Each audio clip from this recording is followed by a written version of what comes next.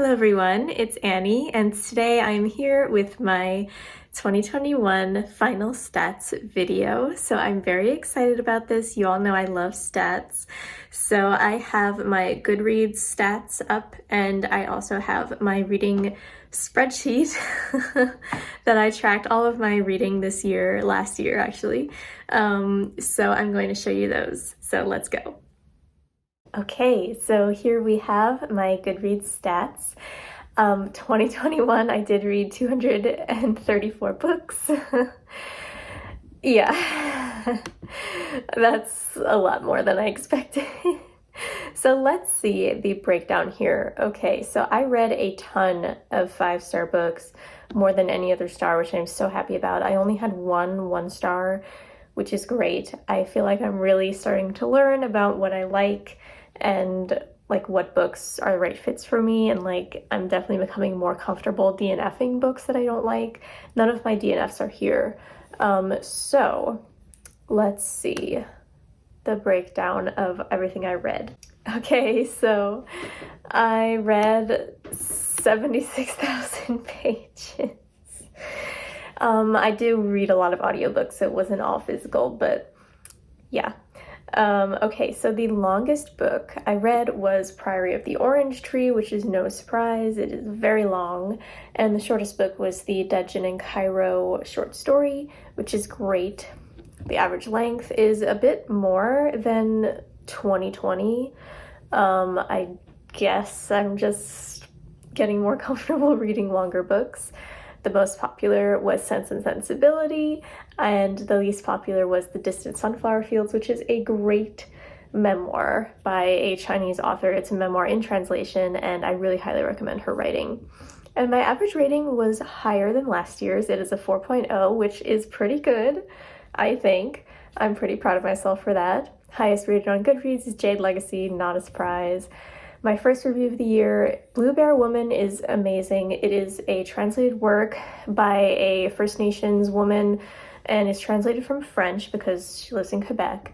And it was a really, really beautiful book. As I say in my review though, I just really did not like the ending at all. I think it was like, just did not do the book justice. But the rest of the book was so beautiful that 4.5 stars it definitely deserves.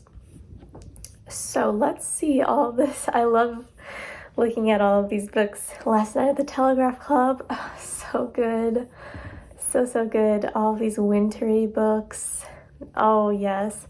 Root Magic was amazing. Probably my favorite middle grade that I read in 2021.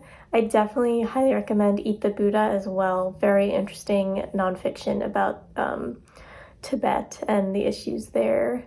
Clap When You Land, of course. Girl with a Louding Voice I talked about in my Best Books of 2021 video. Here's my the Women's Prize for Fiction shortlist or long list reads that I did for the vlog. Of course, Project Hail Mary is amazing. Poppy War, amazing. Nine Fox Gambit was great. Awesome sci-fi that I read this year. I loved it. Challenger Deep was beautiful and heart-wrenching. Summer of Salt, one of my favorite books ever. It didn't quite make the best of 2021 list because I was just lucky and I read so many good books last year that it... Oh, Dreadnought. Oh, I love Dreadnought. Oh, it was so good. So underrated, about a trans girl superhero. It is amazing. You need to read it. Of course, my favorite book of all time, Memory Called Empire. Oh man, this is when I started these sapphic reading vlogs. I read these 3 for the first sapphic reading vlog. And let's see, yes, On a Sunbeam, Good Girl's Guide to Murder for the reading vlog that I did with Jess from Books Past Bedtime. This book that my friend got me because I love Avatar so much. And let's see, we're getting to the end. My Heart is a Chainsaw was such an amazing read. Oh my gosh, such a good read. I love the main characters so much. Beasts of a Little Land was almost in my top 12. Oh, so good. Such an amazing book. I love it. I talk about it in my November wrap-up. Yes. Oh, this is the last book I read. Interesting. I didn't remember that. And Howard the Ninth. Such a great way to end the year.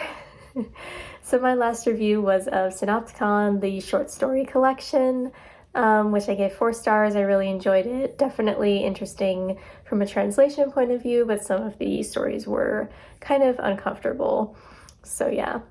All right, so now let's get into my yearly stats.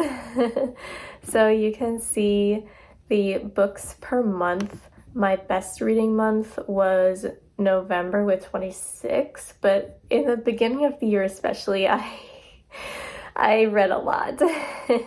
And it kind of dropped off because in July and August, that is when I moved back to the United States from Japan, so I was pretty busy and job hunting and stuff. But November is always my biggest reading year, I find, because of nonfiction November. So yeah, and I kind of burned myself out there and read less in December too, but that's okay. So hours listened, 1,705 hours. How many days is that? Let's see.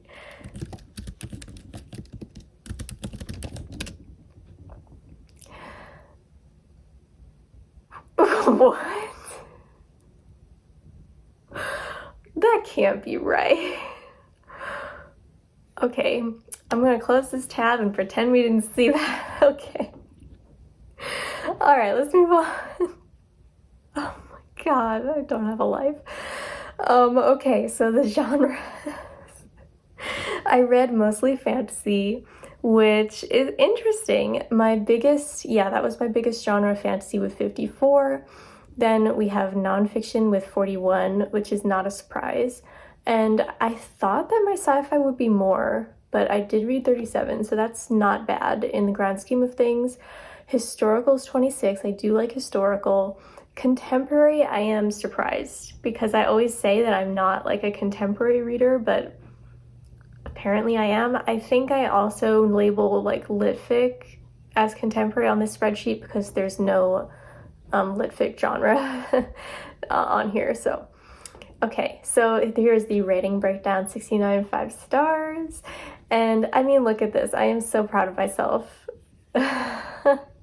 I did good. I did good with the picks.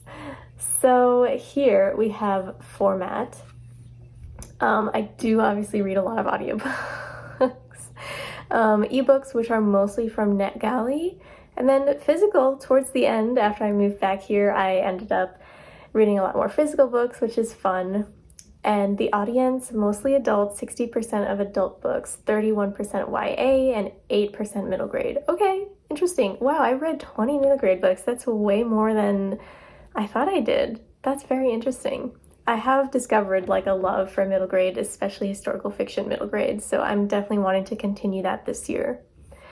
Own voices, I tried to track and then I gave up because it's really difficult and I didn't feel like it was necessary. Because it's like almost impossible to be accurate. But author identity, I did track.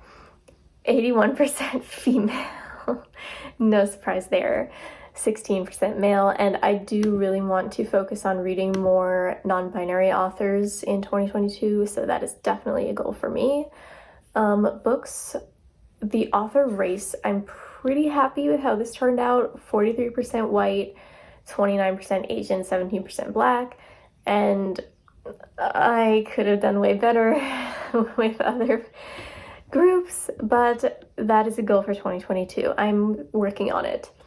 And let's see, the places where I obtained my books from, mostly from the library. 174 of the books that I read were from the library, meaning Libby, mostly.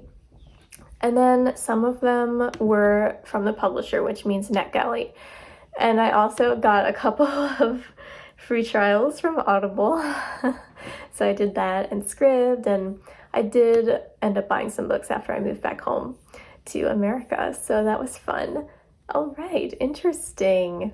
Yeah, so we can see some of these other things like I didn't use, like this I didn't keep track of during the year. But interesting. I am very curious to see how the breakdown of book versus month is in 2022 because I'm not going to be moving in the middle of the summer. So we'll see how much like my reading maybe evens out. We'll see. I am pretty busy lately, but we will see how my reading goes for January. So that was a pretty quick rundown of all of my stats from 2021, and I really hope you guys enjoyed. I know I love watching stats videos, so I hope you guys enjoyed this, and I'm looking forward to keep reading with you in 2022. Thank you for watching. I'll see you next time. Bye!